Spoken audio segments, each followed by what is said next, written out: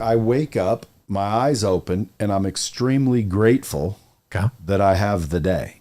Like, I've trained my brain to be extremely grateful for waking up. So when I wake up and realize that I'm getting another one, or so it appears, I get excited. Okay, so pause real quick. Where did the gratitude come from? Because you said, I've trained my brain. So there was a moment in time before you had the gratitude. Yes. Where you didn't like wake up and you're like, I love my wife, I love my kids. No, I may have woken up, but I wake up and then I think, I'm going to get some more sleep. Yeah. Because I wasn't grateful.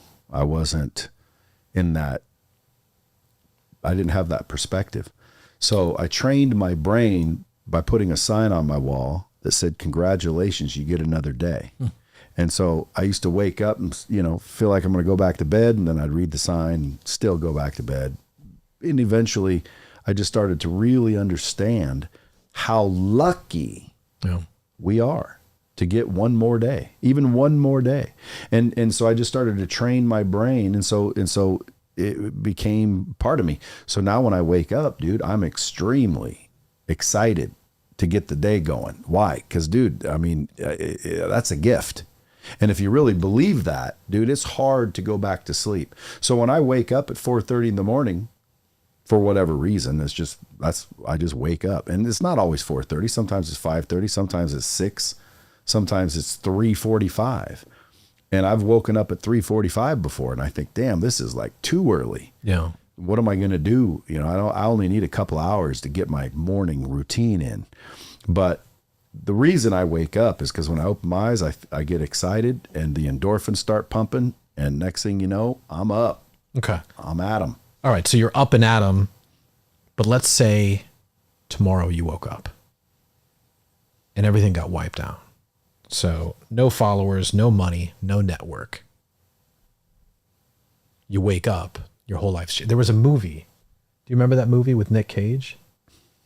It was like this duality of life where you had this Christmas movie. It was a Christmas movie. Yeah, what was it called? I don't remember, but it was like this duality of life, Family Man, where you could like make this decision. It was like choose your own adventure books, and you go this direction. You turn to page 22 and shit, okay, you're dead, right? It's like if you woke up tomorrow morning and everything's wiped out, where do you start? Knowing what you know today, the brain stays, the experience, all that stuff. I'd pull out my phone. Okay. I would open up a social media app and I would record a message to the world. What would that message say? I would say, folks, for whatever reason, I'm supposed to start over. Maybe it's so you can watch how easy it actually is to build a brand, to build a company, and to freaking carry on. Regardless of how bad you think life is, watch me. And then I would use that opportunity to rebuild. Not every business, but most businesses that I would say is above 20 employees. Maybe even 10. Should have a training system, not a library of videos, but an actual training system, because it 2 to 3x's your valuation. Okay. Just being documented, makes you scalable and makes you more valuable. So any business right now, if they just took what's in their head, because most business owners, all their knowledge is in their heads. That's right. Or the leadership's heads or the manager's heads. Like there's nothing documented. There's no training system. So if you just took a minute and documented everything that you know, how to handle everything, how to hire, how to fire, how to promote, all the systems and processes and procedures, and not in some dusty old handbook, but an actual interactive virtual training system, the value of your company explodes by 2 to 3 times. Why? Because you now have a company, you now have a system in place, and that makes a company more valuable.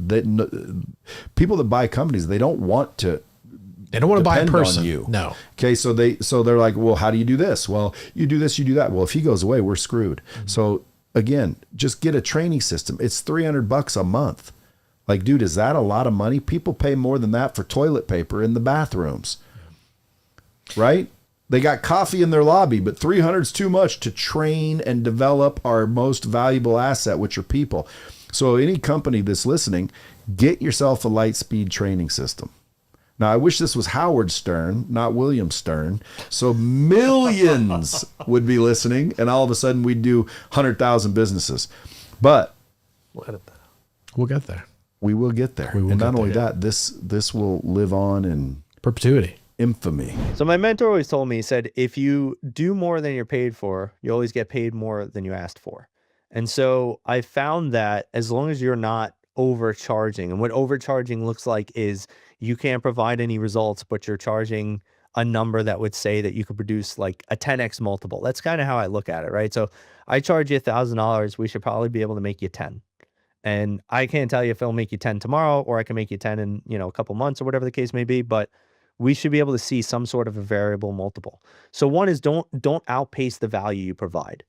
Another thought is that when you get really good at solving problems, make sure you could also communicate it very simply.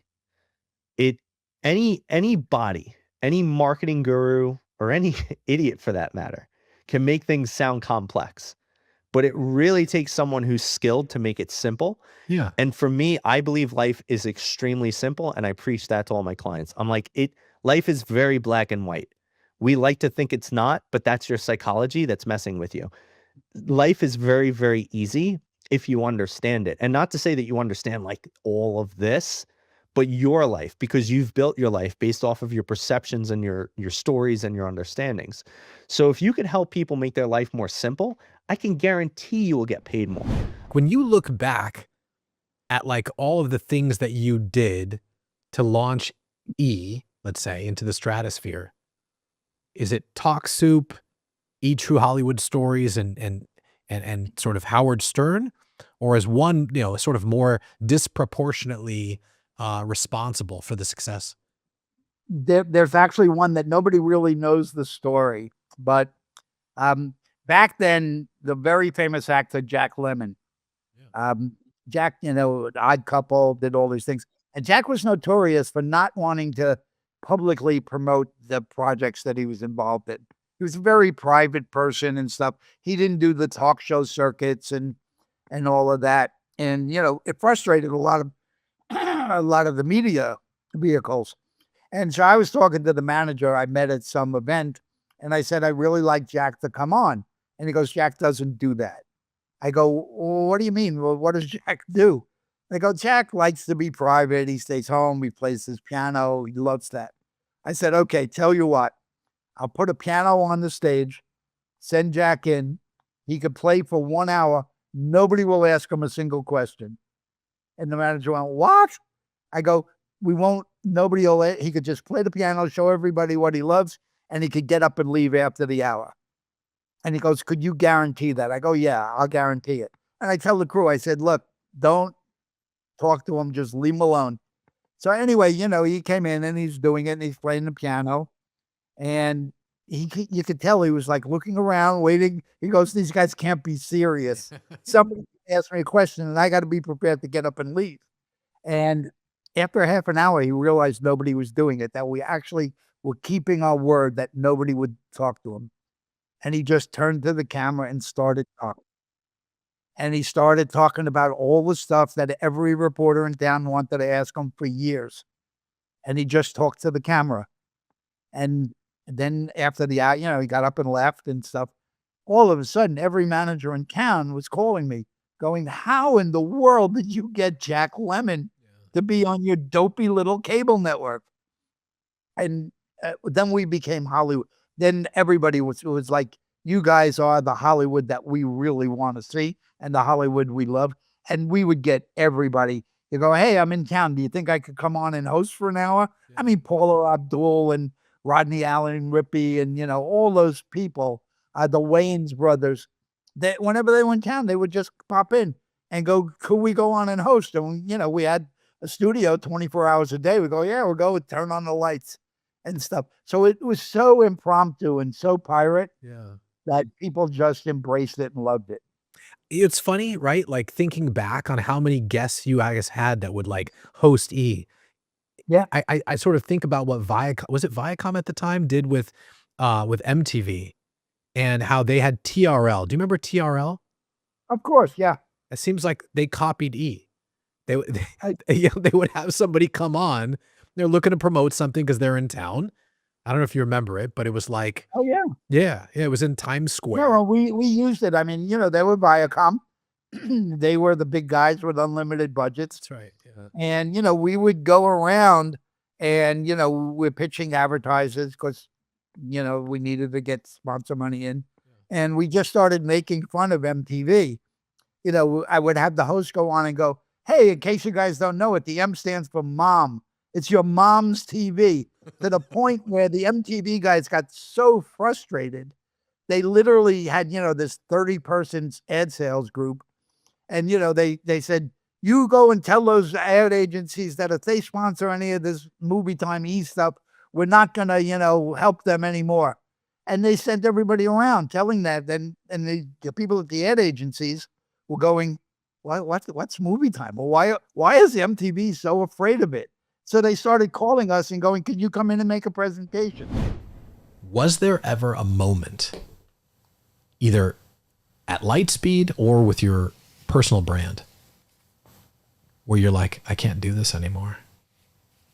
Like, it's over. Like, did Brad Lee ever have like a quote unquote existential crisis? Not to that degree. Okay. But on occasion, I've thought, maybe I should do something else. There's never been like the Great Recession of '08 or No, we thrive the in pandemic. recessions. I love the pandemic. What about right before the pandemic? No. What did things look like right before COVID? Well, before COVID was Before all the fine. eyeballs went to the internet. Again, there was eyeballs on the internet even before COVID. But COVID made everybody go home, and you still had to train people. So believe it or not, we actually got more phone calls. And then these experts that were running around getting all this money to pay or to be paid on stage and in person and in webinar or live events, they couldn't do them anymore. So they kind of looked to go online. And everybody realized that, online actually works. So I think what COVID did was proved a model. I remember in the financial services space, they would never sell online. Roofers, solar, none of these people would sell online. I tried to talk them into it. No, this is a belly to belly. This can't be done online. COVID came, and guess what? Now they do it online. Why? Because I can Google map your house and look at your roof, and I can do everything online. Almost. It's so weird, right? Like people are still out there trying to train salespeople to sell cars. But the only reason I would give up or thought vending about machine. giving up, it was, just the monotonous grind. So there was never a moment where like it's over. Like you wake up 4:45, alarm goes off, right? And you're like, I can't do this anymore. No. I'm done. Not even with the personal brand. No. I mean, again, on occasion, I thought, what am I doing this for? Yeah. Did your wife ever look at you like, why are you doing this? My wife said to not do it. Is that right? She said it's stupid. Why? Personal brand? Why? Yeah, why did she say? Because I didn't even have a social media account. And so I made an Instagram, and then I was in the car and I made a post or something. And she said, oh my God. I said, what? She goes, you're not going to be one of those, are you? Yeah. And I said, in fact, I am. And she said, that is so embarrassing. That is so stupid. And I said, just give me 3 or 4 years and you'll be totally different mindset. And 3 or 4 years later, she was like, totally different mindset. She still thinks it's stupid. She still thinks it's embarrassing, but she appreciates the rewards. I mean, you get stopped everywhere. Well, I mean, not everywhere, but listen, the personal brand will probably generate 6 to 12 million extra. And, that goes to Hip National Bank. That's right. Yeah. So to me, it's like, and not only that, I mean, like now with Chat GPT, dude, I can create a course in 2 seconds and I can base it off all of the brilliant people that have ever existed. I could say, listen, read everything Marcus Aurelius ever wrote and then make me a course on confidence. Put it in Brad Lee's voice. Make sure there's a workbook, a PowerPoint slide deck, and a 2-day workshop and a mastermind plan attached. Enter. And it goes, and there it is. And there it is. So guess what? you can't build a brand on ChatGPT. Yeah. It'll tell you how to do it, but you cannot make ChatGPT make you famous and get you millions of followers. So at the end of the day, a brand is valuable because now I think information is everywhere. Like again, I mean, these coaching groups, that's another thing. These coaching groups, dude, they got to watch out. Why? Well, because dude, you better leverage ChatGPT or it's going to destroy you. Because again, I can go to ChatGPT and say, hey, you are Steve Jobs mixed with Elon Musk, and here's my business. In the voice of Bradley. And here's what my problem is, and here are my financials, and here's my target market, and here's everything. Tell me what I should do. Bam. And dude, that advice is almost as good, if not better, than 99.9% of the advice you get out there. Simplicity I see in life, and I think this is really it, is that everything is a system or a process. And so if you look at, and maybe it's not about looking at a business, right? Even you could look at your personal life and say, hey, it's a system or a process. Emotions, if you wanted to feel better about life, like let's just say you're going through a hard time, you could have tons of money. Like I've had the clients who have tons of money but hate their lives. It's because they have a system and they have a process that doesn't work well. So if you're getting results you want and life is good, you have a good system. If you're getting results you don't like and life doesn't feel good, you have a bad system, but you've created both systems, whether you've knowingly interacted or unknowingly interacted. So everything is just look at the system you've built. And when you actually do that, this is awareness. This is like that therapy piece, right? It's being able to show you how you've built things. And then when you're able to do that, you could start dissecting it, and then you could start building a new system, this new framework. That's where I think, this understanding of life starts shifting for you. And then that system could start creating a new process, a new outcome. That's when you're rewiring your brain, you're creating these new neural connections, and in there, you're getting a whole new outcome in life. That's very simple. The problem is that people don't see it as simple because it's hard. But just because something's hard doesn't mean it's not simple. So I like to show people the different types of simple. Life is simple because it's easy, or life is simple because it's hard. But no matter what, life is relatively simple if you're willing to look at it. And most people are not willing to look at it. Most people are too avoidant, whether the problem is too painful, whether they can't figure out how to connect with their wife, they can't figure out how to level with their business partner. It doesn't matter. But you'll find that simplicity can't exist because most people are creating excuses, they're creating hurdles, they're refusing to be honest. Whatever those problems are, that's what stops life from being simple for so many people. Yeah, it's not really a mindset problem. It's an identity problem. They've built an identity for themselves that in reality, they need to shed that identity. I think this happens a lot in a lot of different businesses as they achieve certain revenue milestones, right? You get, the guy that gets from 1 to 5 million is not the same guy that's going to get you 5 to 10. And therefore is not the same guy that's going to get you 10 to 20, 20 to 50, and 50 to 100 and beyond. You are always shifting identity, right? You are always, and even attracting different identities in your business. I think that's important too. And it can only be achieved, in my opinion, and I'm speaking from an experience with a coach that's lasted over a decade. You need a coach because your coach is your center, is your North Star. And what's funny is a lot of people, the detractors, the naysayers, the folks that aren't willing to experiment is the best way I'll put it with a coach. They're the same ones that probably don't want to go to therapy also, but yet they're having all these issues in their personal lives. I've got it. I know better. I'm the type A personality. Nobody can make this pizza pie like I can. No, actually, a lot of people can make the pizza just like you can. And it's like, listen, the best entrepreneurs in life, they delegate outcomes. They don't delegate tasks. And so by using that anecdotally as an example, it's like, all right, well, I need to delegate an outcome to a coach, meaning I've got these problems with partners or problems with employees. Name your sort of, existential crisis. And the coach should be able to simplify it, to boil it down, and to give some advice that challenges you and your identity. that gets you to think about like, what do I need to change with me, Mhm. right? In order to Right. unlock the next level. And to be quite honest, and it's funny because you only understand the value of a coach once you have one.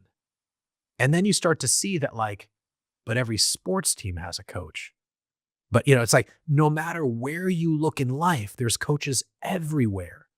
Mhm. But in entrepreneurship, I don't want to say it's like poo-pooed or it's like, sort of, something that like seems, like I'm failing to find the word, but it's like, Like a luxury. or even like vulgar. Like, why would you even have this? Like, that is ridiculous. Yep. Vin hasn't built a business to 100 million in revenue. What can you get from him? Oh, I always love that one, Okay. man. Oh, you All right, gotta so- hire a coach that's only done what you've done. I'm like, Yeah. all right, Yeah. sure you do. Yeah, because It's about knowing your expertise. I am an expert in people. I have not built a $200 million business. No. But one of my biggest coaching clients has a $200 million business. And I've been helping him with his people. And I've been helping him figure a lot of stuff out because I know what I'm good at, right? It's the same thing. You wouldn't go hire a programmer and then tell him to go and build out your entire operations or your marketing funnel. He's a programmer. You go to him for his programming expertise and what he could do in that area. Now, there's also a little bit of a difference too, because some people mistake coaches with consultants. So when they'll come to me and they'll be like, Vin, I want to scale my business. Can you help me add like $10 million to it? I'm like, no, I'm not really like a business coach in that way where I'm going to sit there, get into the nitty gritty of the operations and the scale and all that. I'm not a consultant where I'm going to give you those I answers. don't work at McKinsey, right? Right. But I'm a coach that'll help you figure out your people problems. And if you unlock those blocks, because every business problem is actually a personal problem. Once you figure out those blocks, you could grow your business, but that's going to be on your effort, not because I built your business for you. Right. And so I think people still don't fully understand those two differences. And people interchangeably use like business coach with a consultant. And they're two very different things. You just keep moving forward, right? Right. Motion creates opportunity. Staying at home with that sort of attitude, woe is me, when things aren't going your way, it's not going to solve the problem, right? It's not going to help you it's not going to be an impetus to that next step that you need to take. And you mentioned something interesting. You said, well, things weren't going well and I had blown through $200,000 worth of savings. And that's when Spencer's in my living room going, hey, this is what I'm doing. And you're like, hey, a light bulb goes off. Like, maybe we should do something together. I'm curious, as an entrepreneur, and I'm going to label you as a serial entrepreneur, um, how do you sort of differentiate? Like, what's the dichotomy in your reasoning where it's like, this is an avenue worth pursuing and this is just noise? Like, how do you determine whether, if, you're in your media scaling business, you get a client, they're like, well, hey, I want to, build a bigger personal brand. These are the products and services my company offers. Are we in this era of founder-led brands? Do I talk about, my life and my experiences? Am I talking about the brand? Am I talking about like how the product will make somebody feel and the community that they'll feel a part of? So how do you know which road to go down? And at what point are you able to make a decision and go either for yourself and your products or for giving that painful advice maybe to a client that keeps repeating the same sort of content strategy over and over again and is expecting, right, um, to have these sort of larger than life, results, but they're not. And so it's like, how do you make that determination where it's like, all right, do we keep going down this road, this avenue of potential, or do we just nip it in the bud and pivot? Like, how do you determine what's noise versus what's the best reality for your business or client? Yeah, noise versus signal.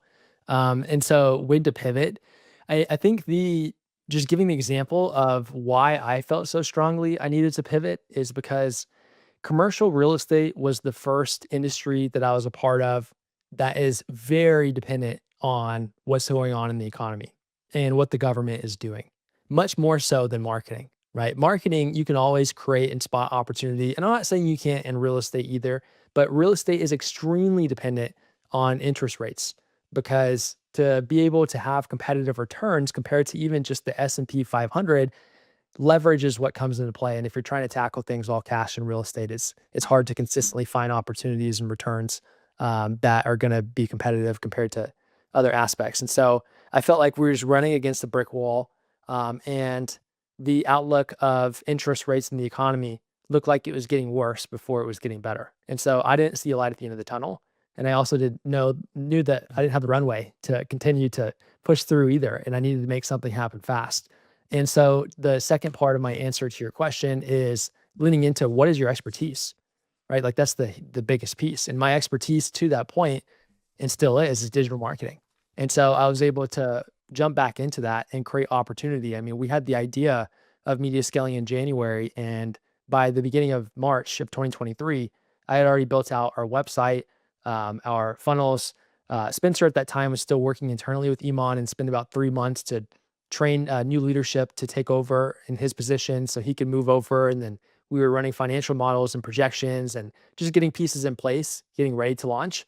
But we were able to do that full process within a month and a half, of idea to getting our first client, and then our first 2 clients, and then hiring a team of 20 people. And so that allowed us to move very quick. And the last thing is really looking at the growth of the market, right? If you're an emerging fast growth market, that's going to give you a massive advantage versus if you are in a flatlined market. A great analogy is Jeff Bezos had a very high paying multi-6-figure job in private equity when he saw that the internet was growing at over 2,000% year over year, which is crazy, right? And when he saw that statistic, he knew that he needed to figure out how to be part of the internet. And he looked at all the products out there and decided, well, books is a product that can apply to, the most people and be a huge market, and also will just ride the growth of the internet in general. And he had amazing timing with that, and that played a big role in the success of Amazon. The same thing today, if you're looking to start a new venture and you have complementary skill sets, and looking at AI, it's the highest emerging growth industry right now, or you look at the amount of money that was made in crypto over the last 5 years. And I don't think that that's over by any means, but just the rate of it being a brand new industry to coming to maturity, you can get a lot of things right or a lot of things wrong and still become very, very rich if you spot those trends early on. And so look at your experience, and then is it a fast growth industry with a lot of growth ahead for decades to come? And every business owner understands what happens when emotional bank accounts go in the red. What do employees do? They quit.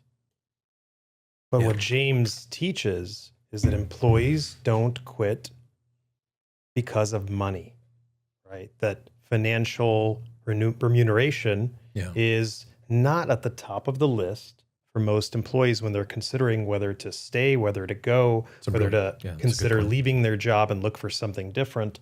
Maybe you can tell us more about that and talk a little bit about what are employees thinking about when they're at work and they're dealing with communication, priorities, responsibilities, emotional bank accounts, right? Having to manage down, having to manage up. Because this is one of those things where you'll never get paid what you feel you deserve. And that's why compensation isn't, right, the most important thing. Yeah, it's a fun question. How many of you are getting paid what you deserve? And from my point of view, if we paid you $1 million a week, we would not be paying you what you're worth. Mm-hmm. It's a mistake to tie our worth to our salary or our income. Look, what you make and financially is the deal you agreed with. And somebody who understands accountability, they make that deal and then they give 100% no matter what. And then when it's time to renegotiate, it's the only time they start to push on that. But if somebody takes the job and two days later they're complaining about this, that, or the other thing, they don't feel it's fair. What you make that agreement, then take ownership and be successful. And so why do employees make that decision to leave? Yeah. Well, I don't know today. I really don't know. It's changing so fast. The whole business model is changing with the virtual ability. We're much more spread spread wide because of our virtual capacity. But several years ago, the order, it used to be the money, but several years ago, a study revealed that it was number one reason a person would leave an organization was they didn't believe they would be supported by their immediate supervisor. Bingo. Number two, they didn't trust that the ownership, the leadership knew where it was going. Number three, a lack of recognition. Number four was a lack of opportunity. And number five was money. Yeah. Fascinating. Since we're on this topic of compensation, and we can wrap it up after this if you want, or we can keep going. We're approaching an hour, but you brought up that idea that that compensation, right, is not why employees stay or leave. Talk to us about the stress productivity curve. And I may be calling it the wrong thing, but we got the Y and X axis. And do you remember teaching us about, okay, you know where I'm headed with this, right? Because this is like, you don't want to be over the falls on the stress side when you leave, right? You guys will put it on the screen. Yeah, I'm looking at the time frame and thinking, how do I do this in an abbreviated fashion? Yeah, or non-abbreviated. Stress is a bell curve, okay? So the vertical axis is productivity, and the horizontal axis is stress, okay? Productivity goes up as stress goes up for a while. And then there's a point where people go over the falls and they get in the situation of the harder they work, the less they seem to get done. Right. And from there, if they keep with it, the harder they work, the less they seem to get done. What happens when they get to that point? Well, they stop recreating. Their diet goes to hell. They aren't sleeping as well. And so they get into a descending spiral. So they go from the harder they work, the less they seem to get done, to compulsivity, to workaholism, to burnout, to crisis down the backside of it. Right? Right. The left-hand side, where the levels of stress are low, okay, we call non-stress. In the middle, where productivity is high, is eustress, E-U-S-T-R-E-S-S. EU means positive, like euphoria. And so positive stress. For most people, they get a job promotion. Well, that's stressful, but it's eustress. It's positive stress. They get fired, that's distress. Right. Okay? So that's the curve. When people get on the backside of the curve, I use I use an amazing tool called a prep profile. Yeah. And in it, I can tell where somebody is on that curve. And when somebody gets over there, I'm looking at George's profile and I say, George, your profile indicates you have a very high stress level. Is this home related or work related? And they know right away, oh, it's work related. Or these days, sometimes it could be home related, work related, and health related, all of those, right? So I said, well, it shows you have a dangerously high level of stress. That's it, I'm quitting. Wait a minute, you can't quit. You can't afford to quit. And he says, what are you talking about? The stress is the cause of my work. And I said, yeah, that may be, but stress, long-term stress is cumulative. The last thing you need now on top of the stress of work is the stress of being out of work. Okay? And so let's get you on a long-term stress reduction program. Let's get you to where you're back up here. Then if you want to leave, go ahead and leave. Like if you're leaving a business to start your own thing, you want to leave. There's a thing called a stress productivity curve where it's like, don't be overstressed, right? When you leave, right? Like that's the wrong time to leave. Yeah. Like leave when you're productive, leave when you're happy, leave on good terms. Because you never know, right? Leave that door open to future opportunity, right? And like real estate, right? Same thing, right? I'm sure you have people that work with you as agents or loan processors or whatever, and they may go to a different company, right? They always come back. They always come back. Always come back. There's always an opportunity to work with people. Friends, it's another example, right? Friends are kind of like the seasons throughout the year, right? You have like spring and winter and fall and summer, and friends are the same way. Like, this is who I'm hanging out with right now, right? And that could be because of sports, or it could be, school friends, or maybe somebody's a neighbor. Yeah. Wink, wink. But then, 6 months from now, right? Maybe they're not your closest friend. Yeah. But you don't destroy that relationship. And so, for all you viewers out there, right, that are stuck in this grind, this 9 to 5 grind, when you leave that company to maybe go work for another company or start your own thing, don't leave on bad terms. Yeah. That's so immature. It's the wrong attitude to have. But I think it's hard to do that in this day and age. A lot of owners or managers are very, what's the word I'm looking for? They hold grudges. Yeah, they're resentful. Resentful. And if you don't leave as a kind of a side ploy on the side where you have a plan, they will hold your commission checks, or they'll just give you a headache. Maybe you haven't had that experience, but in real estate, it's like that. Brokers get super mad when someone quits. They hold commission checks. They're petty. They're petty, very petty. They go after them if they take a lead, quote unquote. Oh, wow. So there's things you have to do to be sneaky. But I like your point, right? Don't leave because of that, or on that note. Yeah. Leave because you're happy you're producing and there's just a better opportunity. Yeah. I think it makes for a better transition. Yeah. 100%. Yeah. I mean, there's so many use cases for leaving because you have another idea that maybe somebody isn't doing it that way. Yeah. Right. And so if you leave on good terms, it leaves the door open to possibility of future collaboration. It can't be just the vision of the founder. It has to be this inclusive vision where everyone participates. And I want to talk, again, you know how I ask questions. I want to talk about decision making. And so maybe before I read this quote, because so many founders and CEOs and people within the C-suite believe that the decision making falls solely or squarely on their shoulders. But yet, in truth, there's 4 different ways, right, that decisions can be made. You picking up on sort of tracking what I'm talking about? Yeah, I think you may be talking about the model I've exposed Cardiff to is the mayor decision-making model, which talks about 4 types of decision.